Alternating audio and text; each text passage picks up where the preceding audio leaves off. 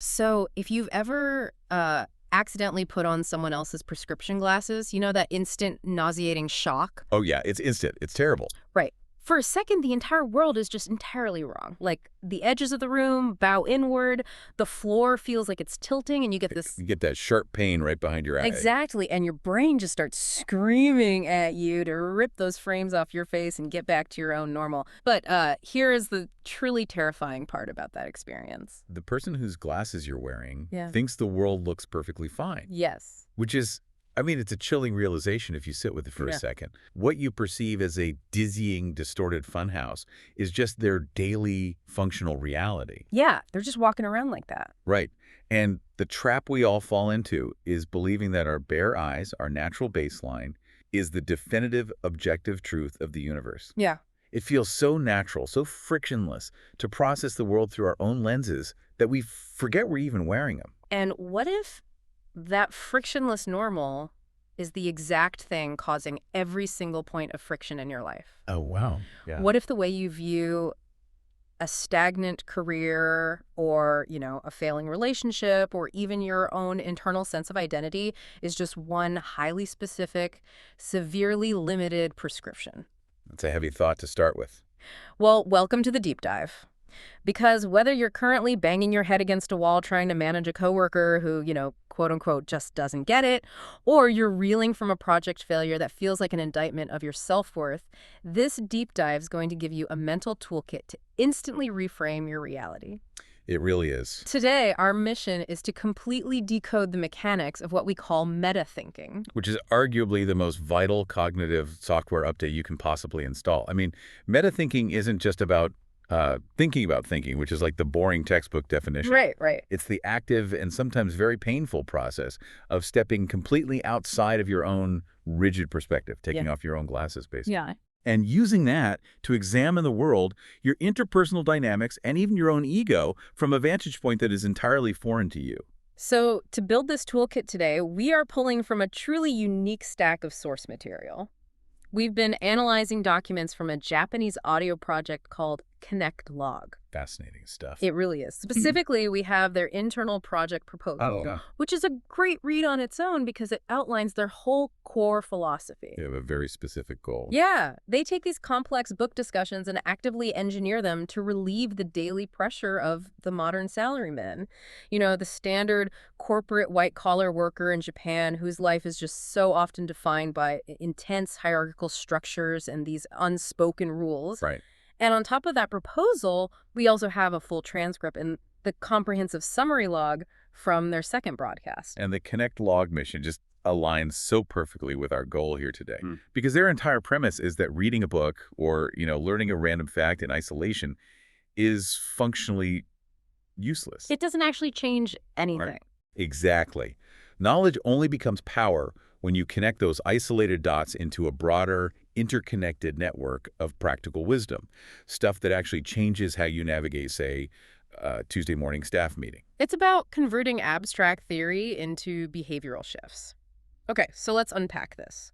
The foundation of this specific Connect Log discussion is a book called Meta Thinking: Acquire the Thinking Methods of Smart People. By Madoka Sawa. Right. And Sawa isn't just some academic theorizing in an ivory tower. He's a former Microsoft executive. He's a corporate veteran who has seen firsthand how a lack of meta-thinking destroys companies and individuals from the inside out. But before we delve into Sawa's specific frameworks, we really need to establish a harsh baseline truth that the sources highlight so brilliantly. Okay, wait on me. Well, telling someone else to utilize meta-thinking is the easiest thing in the world. We all love playing the armchair philosopher, right? Oh, sure. We tell our friends to look at the bigger picture, or we tell our subordinates to see the forest for the trees. But actually applying meta-thinking to ourselves, that requires an almost unnatural level of cognitive discipline. Because, again, when you're looking through your own eyes, you don't see the lenses. You just see the room. The room feels completely objective. So let's look at the first major trap the source material exposes. We have this inherent, unshakable trust in our own perspective. And that trust creates a massive, gaping blind spot the exact second we have to interact with another human being. It's a huge problem. To even start the engine of meta-thinking, we have to begin by admitting our complete and utter ignorance of how the person sitting across from us is experiencing reality. And that requires a deliberate demolition of the ego. Yeah, it hurts. It really does. In the Connect log transcript, they mention an offline reading group they hosted, and a specific quote from Sawa's book became the focal point of the entire discussion. I know exactly the quote you mean. Yeah, the quote is, players must know they completely misunderstand the manager's perspective. I want to really highlight the language there. Completely misunderstand. Not, slightly misinterpret. Not have a different read on. Completely misunderstand. The absolutism of that phrasing is very intentional, because it completely dismantles one of the most toxic, pervasive cliches in corporate culture. The dreaded performance review. Exactly. Think about every performance review you've ever heard of. A manager looks at a frontline employee and says, well, to get to the next level, you need to raise your perspective. You need to think like a manager. I've always hated that advice. It's so hollow. It really is. It's treated as if perspective is an elevator, and you just need to press the button for a higher floor. It's like telling someone to just be taller. Right. It doesn't give you a mechanism for growth. Mm. Merely wishing to have a higher perspective or trying to guess what a manager cares about while still sitting in the cubicle of a frontline worker, it does absolutely nothing. You're still rendering the world using the processing power of your current position. Yeah. I'll actually take that a step further. It's not just ineffective, it's actively delusional. Delusional? How so? Well, the employee starts making assumptions about managerial priorities based on zero actual data, which usually leads to them solving the completely wrong problems. But the trap is a two-way street. Oh, right. And the illusion of understanding is arguably much more dangerous for the managers themselves. Yeah, because the manager assumes they already know the frontline perspective. They're sitting there thinking, I was a junior sales rep 5 years ago. I was the top performer. I know exactly what it's like in the trenches. Which completely ignores the psychological phenomenon known as the curse of knowledge. The curse of knowledge. That's a great term. It's fascinating. When you acquire a new skill or reach a new level of understanding, your brain literally rewires itself. Synaptic pathways change. Wow. So it becomes cognitively impossible to accurately simulate the state of not knowing what you now know. Wait, really? You physically can't remember what it was like? You project your current elevated understanding backward in time, basically rewriting your own memories. The manager thinks they're empathizing with the team, but they're actually just projecting their own current mindset onto a past version of themselves. So we have a situation where the manager thinks, I totally understand my team's struggles, which is just a hallucination. Yep. And the team member thinks, I'm really trying to see the big picture, which is just a blind guess. Both sides are completely trapped in their own prescription glasses, entirely convinced they're seeing the objective truth of the office. It's a mess. So if wishing for a better perspective doesn't work, what is the actual mechanism for bridging this gap? Well, the source material presents a solution that sounds incredibly simple, but is notoriously difficult to execute in a highly competitive environment. Radical vulnerability. Okay. Both parties have to actively adopt what Sawa calls the please teach me stance. Please teach me. That is a terrifying phrase to use in a corporate hierarchy. Oh, absolutely. It's the antithesis of traditional corporate posturing. Consider the psychological friction of this for a manager. Yeah, think about it. You're in a role where your entire professional identity and your compensation is predicated on having the answers. Right, you're the boss. You're supposed to know. To sit down with a 24-year-old junior employee and say, please teach me what the customer is actually saying right now because my perspective is outdated and I don't know, that requires dismantling your own armor. It completely flips the dynamic. It replaces top-down instruction with a mutual intelligence gathering operation. I can hear people pushing back on this right now, though. Like, if I'm a manager and I constantly ask my team to teach me things, don't I lose my authority? That's the fear. In so many business cultures, showing that you don't possess a piece of knowledge is just blood in the water. If you are the person steering the ship, you are supposed to have the map. But the irony is that holding on to that illusion of authority is what actually destroys leadership. What do you mean? Let's use an analogy. Imagine you're leading an expedition. You have a highly detailed, beautifully illustrated map. You have supreme confidence in your map. You issue orders with absolute authority based on your map. But the map is of New York City, and you're currently standing in the middle of Tokyo. Exactly the problem. It does not matter how much authority you project. It doesn't matter how hard you stare at the New York map or how eloquently you command your team to turn left on Fifth Avenue. Yeah, there is no Fifth Avenue. If your environment is Tokyo, your map is worse than useless. It's a liability. Your map represents your perspective. The reality is the terrain. Right. If the frontline worker is the one actually walking the streets of Tokyo, engaging with the actual environment, they hold the real map. The only rational, effective leadership decision is to say, please teach me how to read the terrain you're standing on. That's brilliant. Choosing authority over reality is a guaranteed way to drive the company off a cliff. And the Connect log sources note that this please teach me stance isn't just isolated to internal hierarchy, it is equally critical in external communication. Yes. Like one of the Japanese podcasters works in B2B software sales, and he shared a reflection on how incredibly easy it is to alienate a client because of his own curse of knowledge. Because he spends 40 hours a week inside the architecture of his software. Yeah. The logic of the user interface is basically his native language. Right.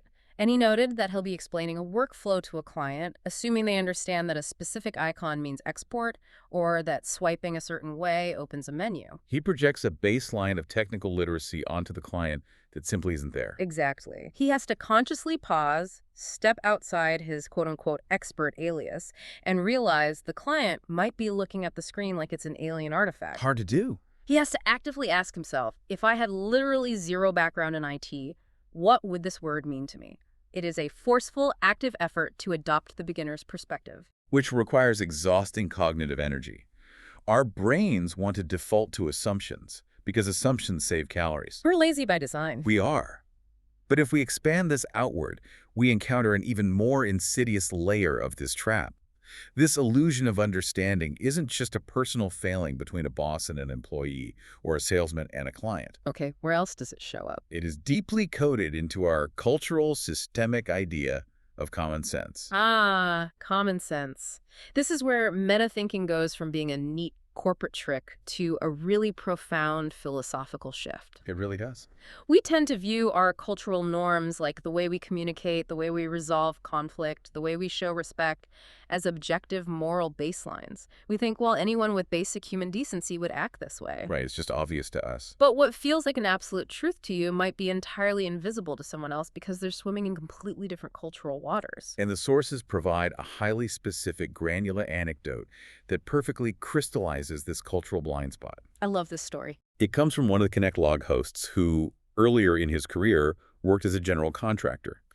And he was stationed at an overseas construction site operating far outside of Japan. So he is dropping his Japanese corporate software into a completely different hardware environment. Precisely. And the friction happens almost immediately. As the general contractor, he approached a team of foreign subcontractors on the site. Okay. He asked them to clean up the physical workspace they've been using, to clear out the debris, so that the next specialized crew could come in and begin their phase of the project. No, stop right there. Because to most people listening, that sounds like a universally reasonable request. Yeah, it Because you make a mess, you clean it up, you prepare the space for the next person. It's kindergarten logic. And through the cultural lens of a Japanese professional, it's not just logic, it is a fundamental duty. But the foreign subcontractors looked at him and flatly refused. Just said no. They said, that is not our job. Preparing the site for the next crew is the general contractor's responsibility. I can only imagine the immediate internal reaction of the Japanese contractor, the sheer indignation. The reaction was intense, burning frustration. Based entirely on his cultural normal, the Japanese contractor viewed these foreign workers as lazy, insubordinate, and selfish.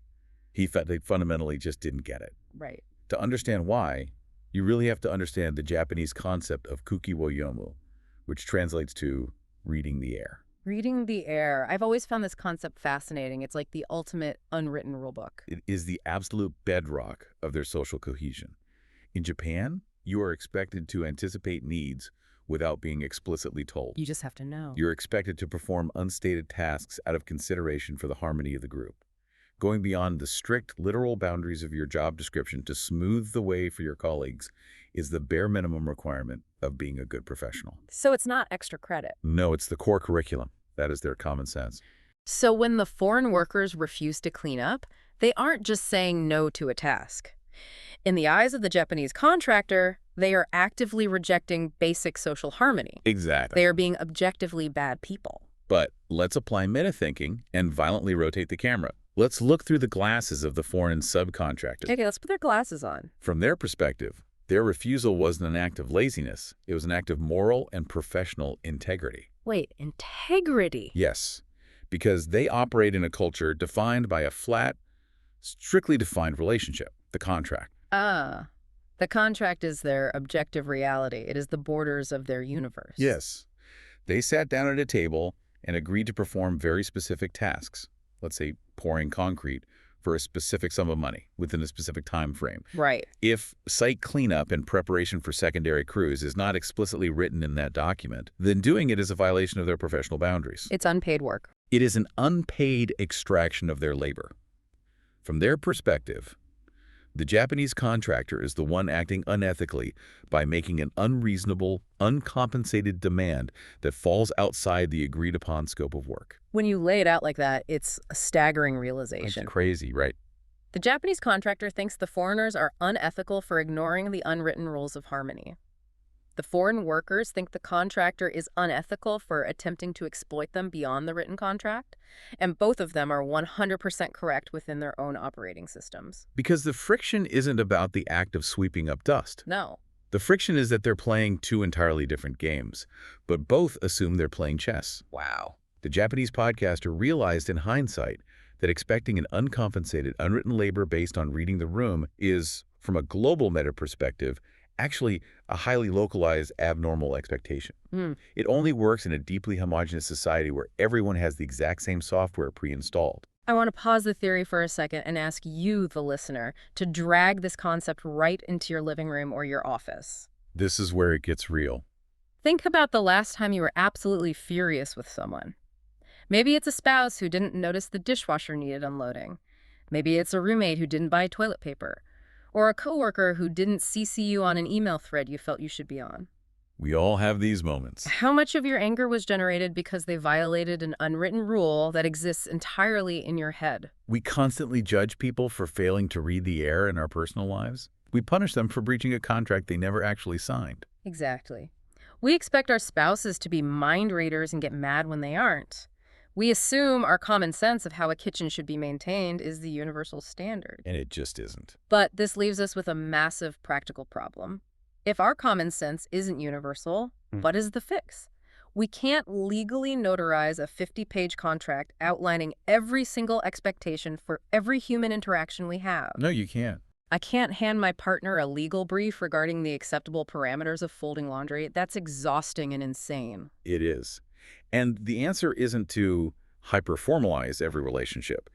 The answer lies in the next evolutionary step of meta-thinking, which is moving from concrete reality to abstract analysis. Concrete to abstract. Usually, when people realize they can't rely on assumptions, they swing the pendulum to the exact opposite extreme.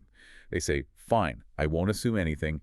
Just give me your literal concrete request and I will execute it. Oh, yeah. Tell me exactly what you want and I'll do it. We hear that in arguments all the time. But as the Connect log source material vividly illustrates, taking a human being literally is often just as dangerous as making blind assumptions. Because human beings are terrible at diagnosing their own underlying needs. We rarely know what we actually want. We only know what we think will stop the current pain we're in. Which brings us to the framework of concrete versus abstract. And this is anchored by one of the most famous, albeit potentially apocryphal anecdotes in business history. Well, I know this one. The Connect log hosts use the Henry Ford faster horse quote to explain this. Right, the famous line where Ford supposedly said, if I had asked people what they wanted, they would have said faster horses. People love quoting that to justify ignoring customer feedback, like the customer doesn't know anything. Right. But meta-thinking reveals the actual genius of the scenario. The customers of the late 19th century were expressing a highly concrete desire based entirely on the limitations of their current paradigm. A horse is all they knew. A horse is what they knew. Therefore, a better reality equals a better horse.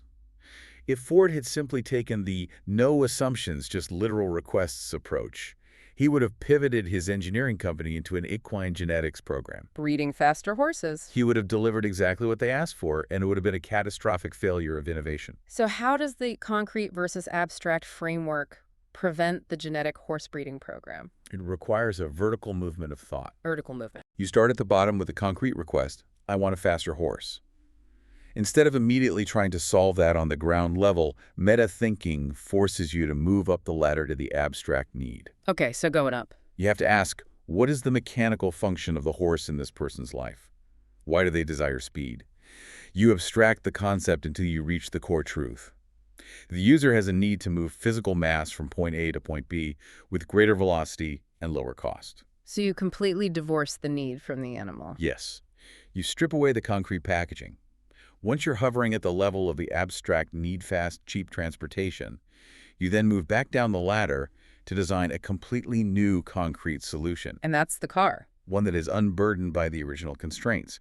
You arrive at the internal combustion engine. You go from concrete request up to abstract need, down to new concrete solution. This mechanism is so crucial because the source material points out the absolute carnage that happens when you skip the abstraction phase, particularly in industries like IT and software development. Oh, it's brutal.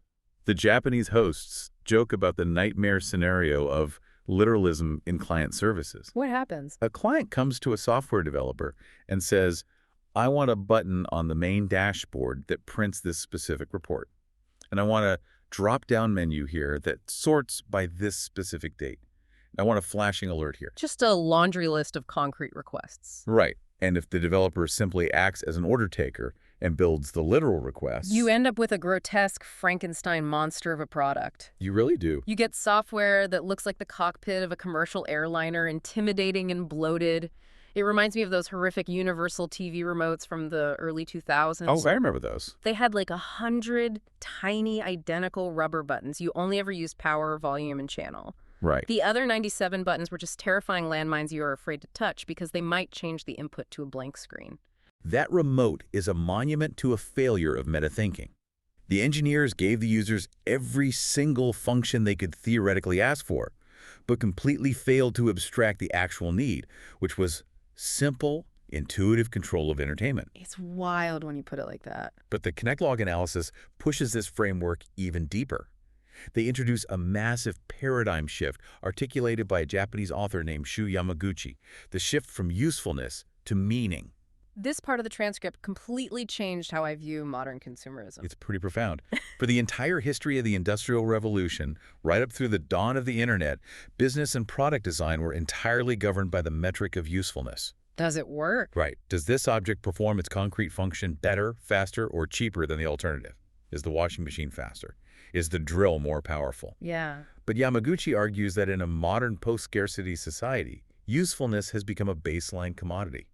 Everything is useful. Everything works. So what are we actually paying for? So what are people actually buying? They are searching for meaning. And the podcasters provide an unforgettable visual to demonstrate this. One of the hosts describes a trip he took to Vietnam. Oh, this is such a good example. I want you to picture the streets of Hanoi or Ho Chi Minh City. Yeah. It is an absolute chaotic ocean of motorbikes, millions of them. The roads are narrow. The traffic is a dense, organic swarm that never really stops but never moves quickly. It's organized chaos. Unbelievable traffic. And right in the middle of this impenetrable swarm of 50cc scooters is a Lamborghini. Forced to drive at maybe 10 miles an hour. Creeping along, idling. If you apply the old 20th century framework of usefulness to this scene, the Lamborghini is an objectively stupid purchase. It makes no sense. It is a catastrophic failure of utility. A Lamborghini is a tool engineered for aerodynamic speed and high-performance handling. In the streets of Vietnam, you can never use its speed. You can never corner aggressively. It's too wide, too low, and consumes too much gas. As a tool for transportation in that specific environment, a moped is infinitely superior to a supercar. But if you apply meta-thinking, if you move up the abstraction ladder away from usefulness and toward meaning, the Lamborghini makes absolute perfect sense. Because the driver didn't buy a car? Precisely. They didn't exchange money for transportation. They exchanged money for an identity. Wow. The abstract need isn't movement, it is status. It's the feeling of success. It's the narrative that the car broadcasts to every single person on those motorbikes looking at them. So the inefficiency is almost a feature. The inefficiency of the car in that environment is actually the point. It proves they have so much wealth they can afford a spectacularly impractical machine. We always hear that old marketing cliche, people don't want to buy a quarter-inch drill, they want a quarter-inch hole, meaning sell the result, not the tool. The drill is just the concrete object, the hole is the abstract need. Right, classic marketing 101.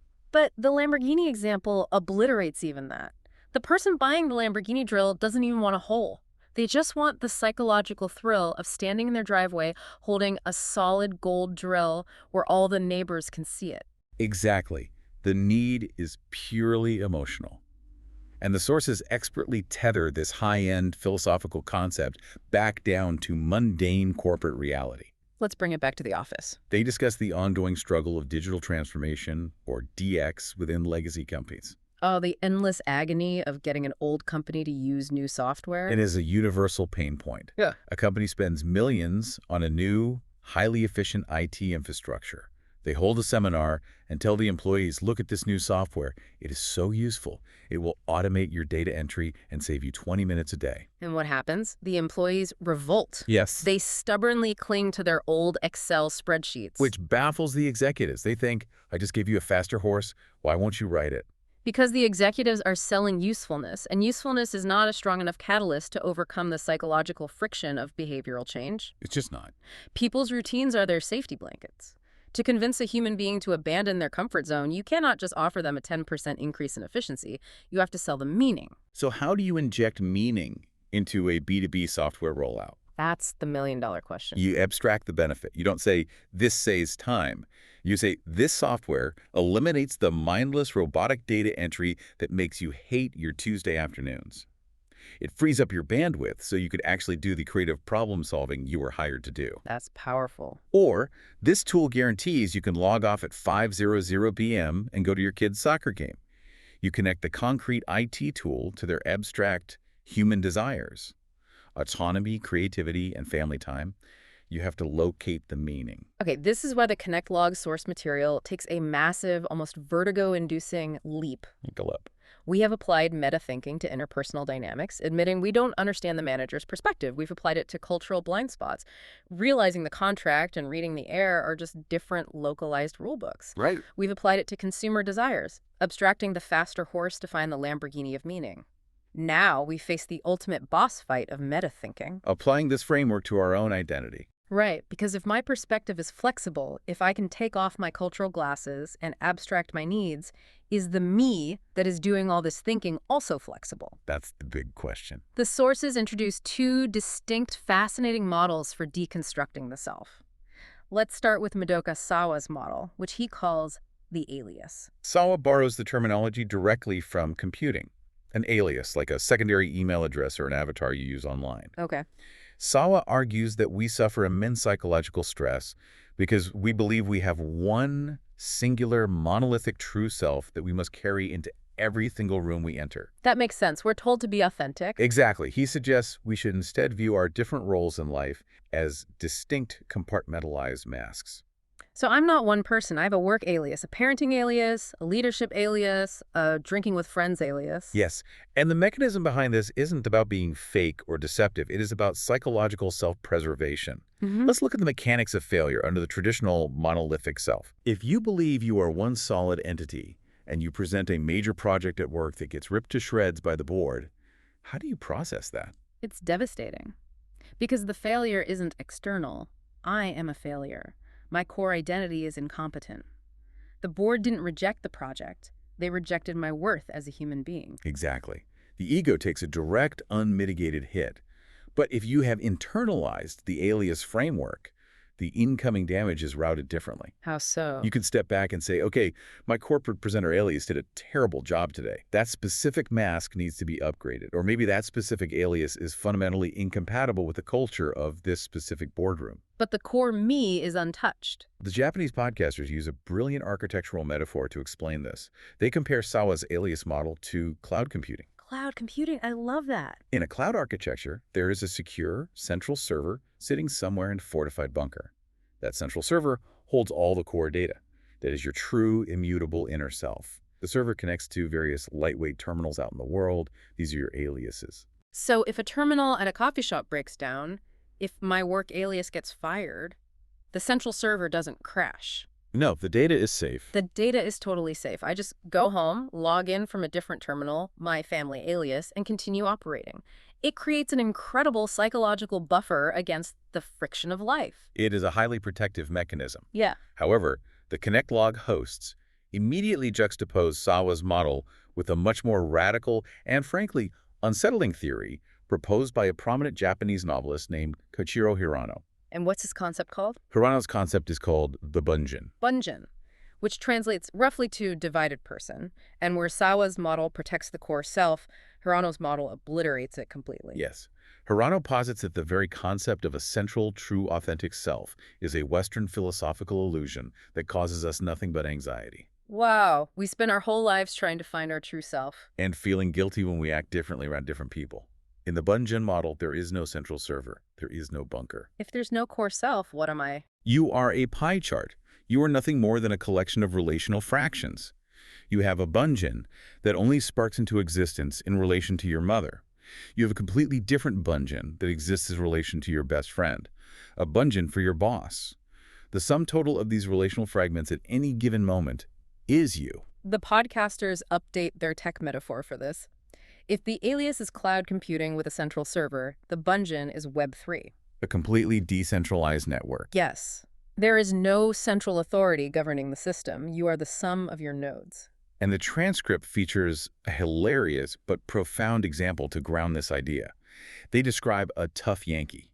Now, in Japanese culture, a Yankee refers to a delinquent, right? Exactly. Someone who projects a rough, antisocial, intimidating aura. That is the Bunjin he manifests in relation to his gang and his neighborhood.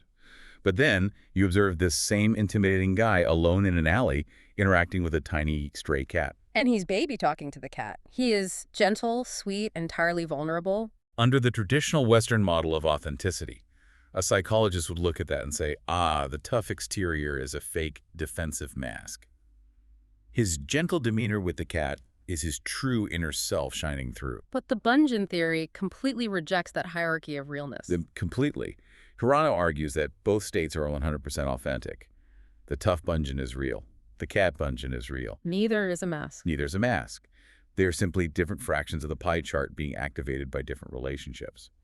If the Yankee spends 80% of his life fighting in the streets, he is an 80% aggressive person. Okay. If he decides to adopt the cat and stay home, his pie chart shifts, and he literally becomes an 80% gentle person. His identity is entirely fluid, negotiated constantly in the space between himself and the external world. The expert in the source material briefly connects this to ancient Buddhist philosophy, specifically the concept of sunyata, which is often translated as emptiness. And I have to admit, when I read this in the notes, my brain started to hurt. It's a big concept. How does an ancient religious concept of emptiness connect to a Web3 tech analogy about stray cats? It's actually a perfect mapping. Sunyata doesn't mean a dark, depressing void. It means dependent origination. Dependent origination. Yes, it's the realization that no object in the universe possesses inherent, independent existence. Take a wooden table. It seems solid and independent. Right. But the table only exists because of the tree. The tree only existed because of the soil, the rain, the sunlight. It required the lumberjack, the steel of the saw, the carpenter. If you remove the relationships, the sunlight, the soil, the table ceases to exist. The table is empty of independent selfhood. Exactly. And the Bunjin theory applies sunyata directly to human psychology. You do not exist in a vacuum. You are empty of a fixed personality. Your identity only crystallizes in the space between you and the person you are talking to. Okay, I am going to push back hard on this. As fascinating as it is, the Web3 Bunjin model terrifies me. Why is that? If I am just a decentralized network of reactions, like a mirror reflecting the environment, then who is morally accountable for my actions? Accountability. Yeah. If I scream at an employee, can I just say, hey, that wasn't a core me making a choice. That was just my toxic workplace Bunjin reacting to the environment. It feels like it removes all agency. If there's no server, who is steering the car? That is the most common and valid critique of the model. It challenges our deep-seated need for personal accountability. But the advocates of the Bunjin model argue that this decentralized instability is actually the ultimate form of agency and freedom. How so? Well, if you believe you have a fixed core self You find yourself miserable in a toxic environment. You become trapped by your own definition. You internalize it. I am a depressed, angry person. This is who I am. You think your core server is corrupted? Yes. But if you realize you're just expressing a specific Bunjin cultivated by a specific relationship, you aren't broken. You just need to change the relationship. The you at the steering wheel isn't a solid, heavy object. It is the active, ongoing process of choosing which relationships to feed. You steer your identity by choosing your environments. Which provides the perfect logical bridge to the final and arguably most challenging section of our deep dive. The willpower aspect. Exactly. If our identity is relational and if our perspectives are flexible lenses we can swap out, then how we interact with the world is not an unchangeable personality trait. It is a daily, active choice. Which brings us to willpower and worldview. The source text from Madoka Sawa drops a hammer on the reader in this section. He writes a sentence that is incredibly difficult to swallow. What does he say? He says, interest in others is not a skill, it is a matter of will. Oof. That feels like a personal attack, because we all use the skill argument as a protective shield. Constantly. How often do you hear someone say, I'm just not a people person, or I'm really bad at reading emotions, or I'm a hardcore introvert, so I just can't do small talk with my team? Right. We frame our lack of empathy or our lack of interest in others as an inherent biological deficit. Exactly. We pretend our social bandwidth is a fixed trait, like our height or our eye color. I literally can't do it. Sawa is calling our bluff. He's saying, no, you aren't lacking a biological skill. You're just lazy. You are actively choosing not to care because caring requires cognitive calories. That is the brutal truth of metathinking. It requires sheer willpower to step out of your comfortable, energy-efficient perspective and actively ask why someone thinks the way they do. It takes effort. It takes mental exertion to adopt the please teach me stance when you feel like you should be the boss. It takes effort to look past the literal request for a faster horse and do the hard analytical work of finding the abstract need. If you are failing to connect with people, it's not because you can't. It's because you won't expend the energy. The podcasters connect Sawa's tough love directly to Adlerian psychology, specifically referencing the massive bestseller, The Courage to be Disliked. And if you thought the Bunjin theory was counterintuitive, Adler's theory on human emotion will completely spin your head around.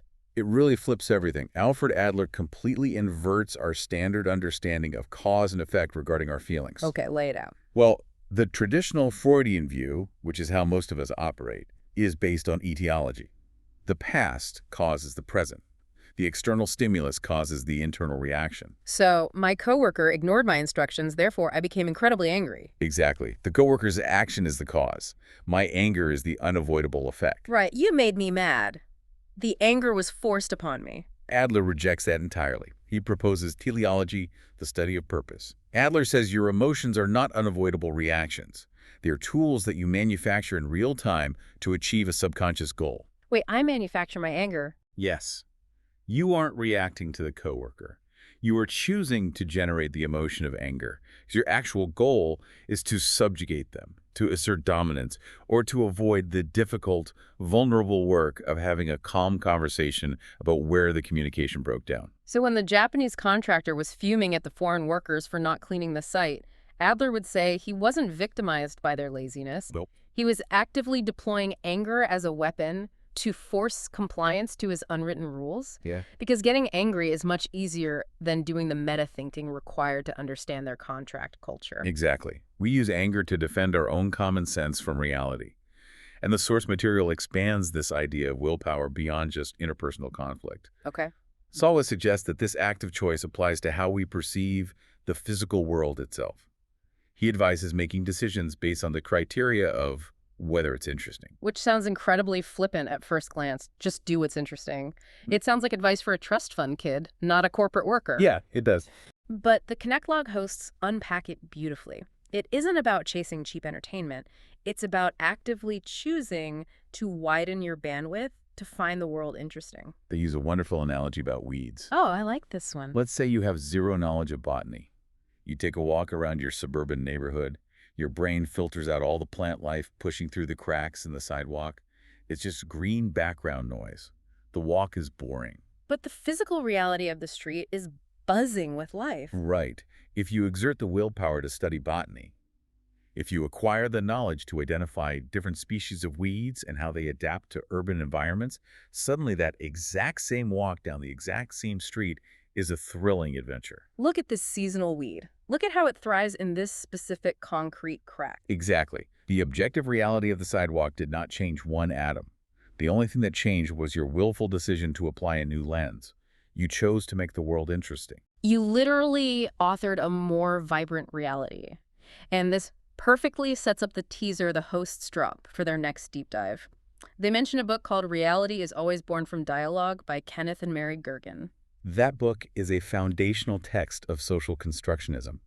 It takes everything we've discussed and scales it to the macro level. Okay. It argues that there is no objective, stable reality out there waiting to be discovered. Reality is constructed entirely out of these micro choices we make to engage, to negotiate meaning, and to dialogue with others. The world is what we collectively talk it into being. So we arrive at the practical crux of the entire toolkit.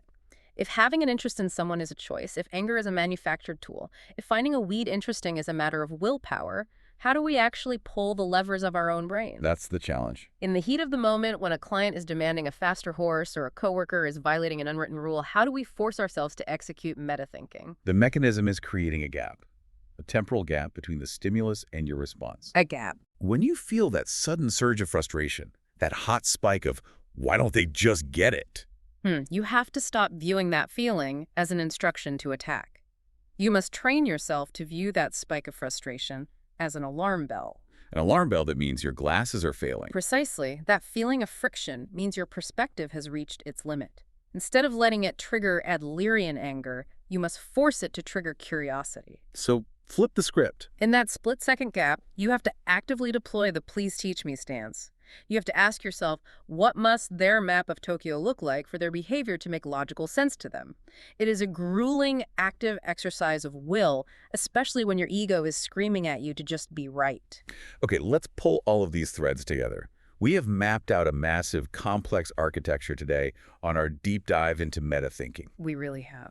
We started by dismantling the corporate cliche of raising your perspective, realizing that it's a hallucination unless both managers and players actively adopt the vulnerability of the please teach me stance to overcome their own curse of knowledge. We examined the dangers of cultural common sense, discovering through the Japanese contractor and the foreign workers that assuming everyone is reading the air is a fast track to conflict. Right. We have to recognize when someone else is operating off a strict, literal contract. We learn the mechanics of abstracting the need. Moving past the concrete request of a faster horse to find the abstract need of speed, which prevents us from building the bloated 100-button remote control. Yep. And we explored how that abstraction reveals the modern shift from usefulness to meaning. Why a Lamborghini crawling through the chaotic streets of Vietnam makes perfect sense if you realize the driver is buying an identity, not transportation. We then turn the lens inward, deconstructing the self. We contrasted Sawa's protective Alias model, the cloud server that insulates our ego from daily failure, with Hirano's radical Bunjin model. The Web3 concept that we have no core self, only a fluid pie chart of relational fragments. Exactly. And finally, we grounded all of this in the harsh reality of willpower. Using Adlerian psychology, we realized that our anger is a chosen tool, and that taking an interest in the world like finding the seasonal weed fascinating is an active exertion of effort. Meta-thinking isn't a passive trait you're born with. It's the ultimate cognitive toolkit against feeling trapped. It gives you the power to step back, realize you're just wearing a specific mask, playing by an assumed set of rules, and it grants you the agency to change the game entirely. It is the difference between being a character in the code and being the programmer. Which leaves me with one final lingering thought for you to chew on. If Keiichiro Hirano's Bunjin theory holds true, if you have no fixed central core and your identity is entirely constructed by your interactions and the environment you expose yourself to, then the you that exists right at this very second is fundamentally different than the you that pressed play on this deep dive an hour ago. That's a wild thought. The ideas, the analogies, the friction we've explored today are now part of your decentralized network. They have altered your pie chart. which means the media you consume, the conversations you entertain, they aren't just filling a static brain with trivial facts. They're building you. They are literally architecting who you are in real time. They are building new Bunjin. So as you take off your headphones today and take off those borrowed glasses to step back into your own reality, ask yourself a terrifying but liberating question. What kind of you are you going to let the world build next? Thank you so much for joining us on this deep dive.